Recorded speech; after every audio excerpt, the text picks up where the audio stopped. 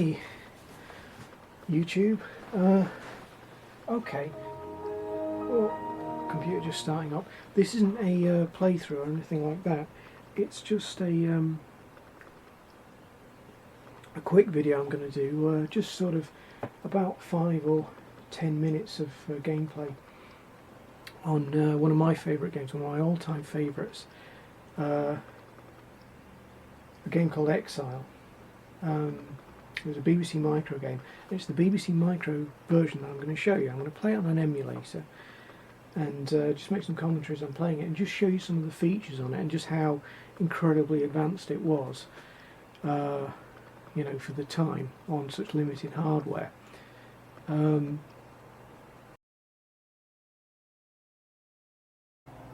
May I use your sideways RAM? Yes. Seems very polite, but I think there were some almost like TSR programs for the BBC Micro, so there was some like personal organisers and stuff that would load into the extra RAM and always be available. So I suppose that's why it asks, but in our case it just assures us that yes, it has found the extra RAM. The emulator setup.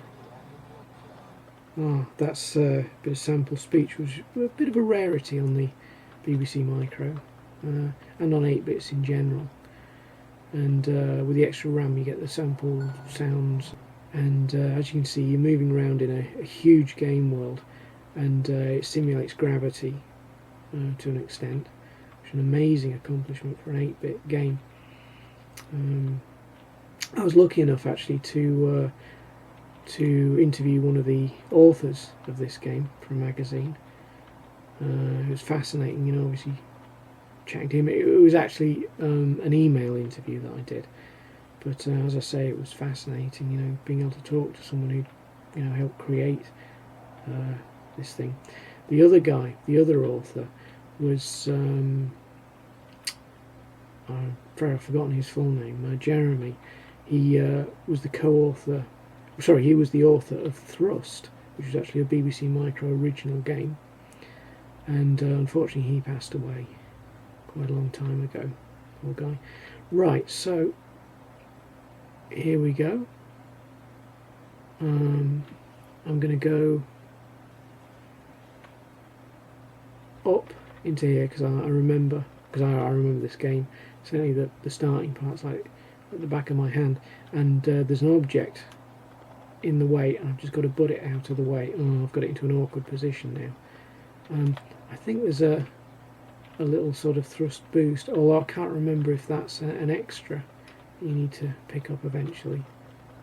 But I'll take a run up, and you see, I mean, it's got like a whole physics engine. Most of the objects, all the objects you can interact with, have a mass. So there we go. And then fall back down there. Right, to the right of me, I know there's a really annoying bird. And also, an important thing to realise with this game is it came with an excellent novella. It's floating around online, and I'd recommend it. It's a nice little science fiction story. And of course it references all the locations in the game. Right now, again, I know what's going to happen now. There's a one of these so-called burger turrets, and that will start firing at me when I go past. So, oh, I got past it without it firing at me. So if I remember, yeah, you can get objects out of your inventory, and if this goes right, I should just now blow the door. Okay, now I'll show you one of the gameplay mechanisms. Whoa, it's firing at me still. Right. One of the gameplay mechanisms, what you can do is you can remember your position.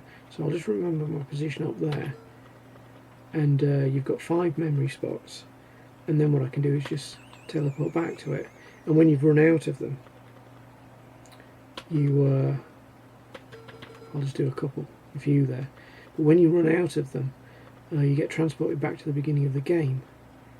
Well, no, to the initial location. Now, one of the things that means is it's an early game where you don't die, you can't die on it, and that is absolutely marvellous, because I do agree with something a friend of mine, an online pal of mine called Impaler.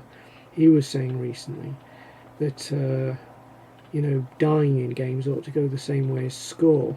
It's actually something I've said for a long time as well, but it is true. Hopefully dying will go the same way as score in a game. So I think there's some things living in that little bush down there, so I'm not going to disturb them. And there we go. And we're into the main game, or the main area of the game, but it's absolutely huge. Of course, it's algorithmically generated like Minecraft is now. But here we go. Oh, there's a spaceship there, or something, or some kind of location. You can see there's actually a robot there, and just above his head there's a transporter, and next to that there's a gun. It's the first gun you get, but obviously I'm going to need to blow that door or get the key somehow. Ah, very annoying. Enemy AI. I mean, it's incredibly sophisticated. I mean, it's just harassing me now, but that's going to follow me all the way around. It has mass, I have mass, so when we collide, we're going to... oh, see, I'd like to get down there, but it's knocking me out of the way. It's just knocked me down there. Yeah. I'm trying to remember where to go. I say I know this game like the back of my hand. I've never completed it. I'll put a link to someone who has played it through to the end, and it is, I'd say that probably a mistake in the design is that it is just too big and it's too difficult. So I mean, the number of people who'd actually compete it would be vanishingly small. Here we go. Oh. So I'm trying to think of something cool to do.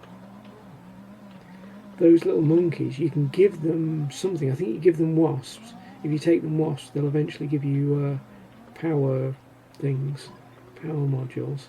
Oh my god, I bet there's something deadly. Ah. Then he goes back to the teleport position. So, that is very annoying. So you might think, well, if I was playing this, I wouldn't kill the bird because you don't have to. But after you've died about 30 times, just because that bird knocked you out of the way, then I'm afraid you feel you have to. There was something down here. I'm trying to remember what it was. Oh my god! Ah, a grenade. Right. Here we go. And this is a bit of classic Exile gameplay. Here we go. Right. So what I'm going to do is I'm going to attract the attention of that horrible thing. I think you can use the cursor keys to adjust your view. Yeah. Right. And I'm going to get it to get the grenade for me. There we go. And then... okay, I've got a grenade. Whoa. And it's...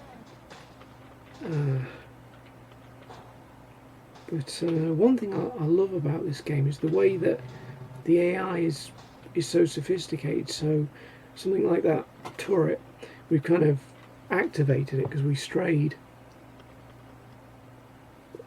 over to where it was, and that got it interested in us.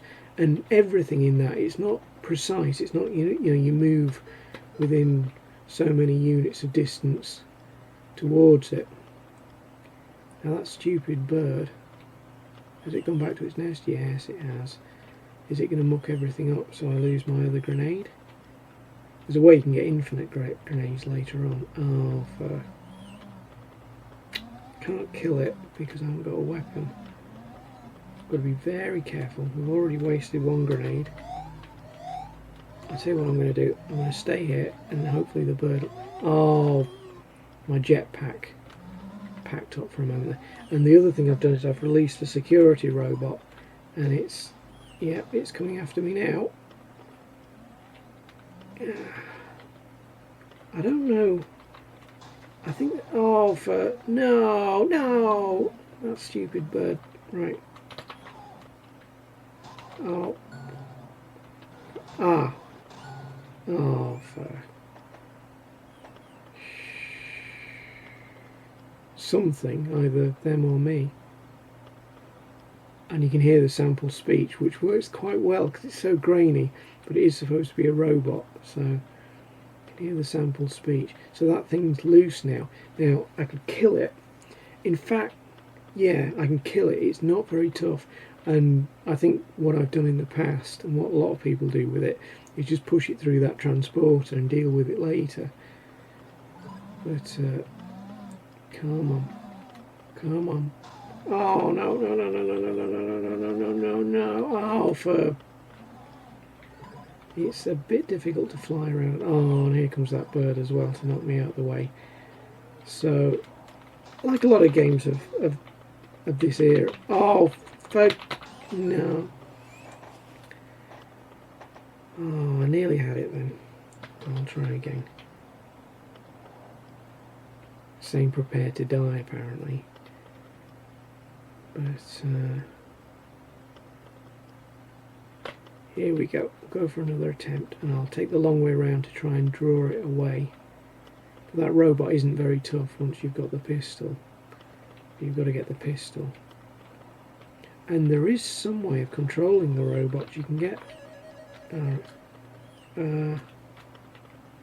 oh no, I don't know the keys. I don't know how to activate the pistol. It's a bit easier in, say, oh my god. Oh, for... Go away. Got to get away from the start. Okay, that's going to be a bit of a problem, really. I think it's maybe a function key you press. But, here we go. Here's...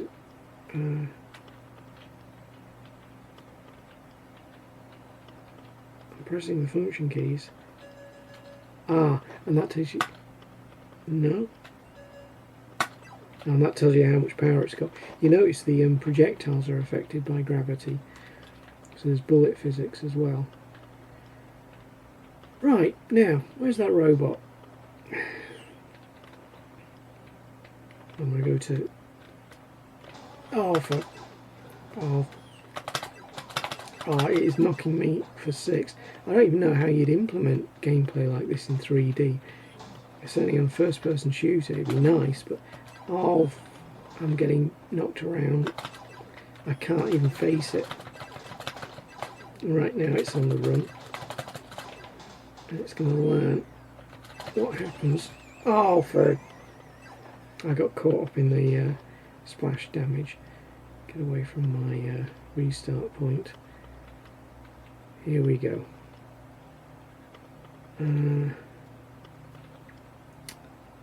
when I was little, when I was playing this, I didn't really...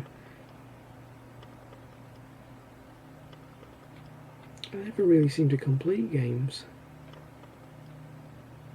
But, so I'm just going to kill this robot.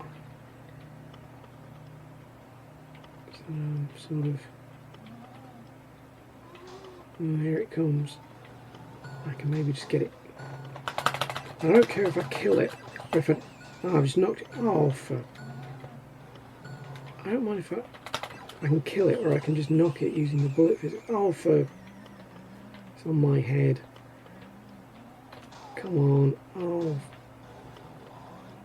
just trying to get in behind it. Oh, and there is a way of controlling the angle of firing. I get it, that shows you where you're going to fire. Okay. If I'd been a bit more on the ball, I could have got it like that. Come on. I just want to knock it through that transporter. I don't mind. I'll kill it if I have to. Or I can knock it through the transporter. Either is fine with me. Well, I'm sorry, mate. Oh, what? Oh, I'm getting absolutely thrashed. I don't have the skills I had when I was 11. Come on.